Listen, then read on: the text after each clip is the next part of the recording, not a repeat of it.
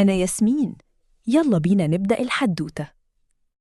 كان يا مكان في بنت صغيرة اسمها ليلى، عايشة مع ماما وبابا.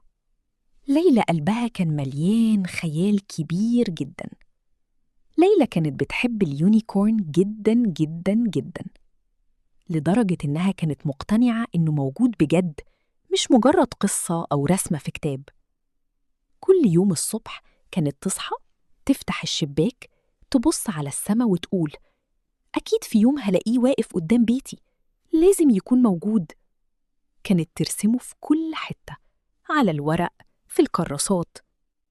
في يوم من الأيام ليلى قررت قبل ما تنام، حطت رسمتها اللي رسمتها له تحت المخدة وقالت: نفسي قوي أشوفك في الحقيقة. وفجأة لقت نفسها في غابة كبيرة قوي، الأشجار جميلة قوي، والأرض مليانة ورد ألوانها مش طبيعية خالص. وفجأة سمعت صوت خفيف كده زي خطوات، لفت وشها ولقت اليونيكورن واقف قدامها. كان شكله أجمل بكتير من أي رسمة رسمتها، شعره بيلمع، قرنه فيه نور كأنه نجمة، وعيونها فيها هدوء غريب. قال لها بصوت هادي: انتي كنتي بتدوري عليا، صح؟ ليلى اتصدمت وفرحت في نفس الوقت وقالت: أيوة، أنا طول عمري مستنياك. ركبت على ظهره وبدأ يطير بيها فوق السحاب. شافت القمر قريب منها والنجوم حواليها كأنها بترقص. حست إنها أخيراً وصلت للحلم اللي كانت عايشاه جوه دماغها طول الوقت.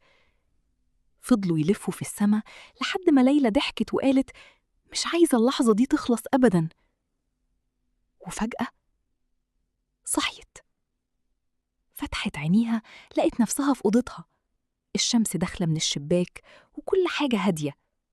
بصت جنبها، لقت الرسمة زي ما هي. سكتت شوية وبعدين ابتسمت ابتسامة صغيرة وقالت: يبقى كان حلم جميل قوي، بس حلم. في الأول زعلت شوية لأنها كانت حاسة إنه حقيقي جدا، بس بعد كده فهمت حاجة مهمة.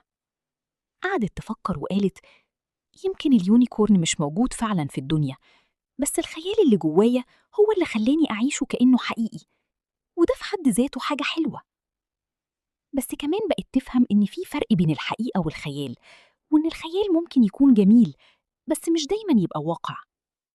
مش كل اللي بنحبه أو نتخيله بيكون موجود في الحقيقة، لكن الخيال مهم جدا لأنه بيدينا سعادة وأفكار جميلة.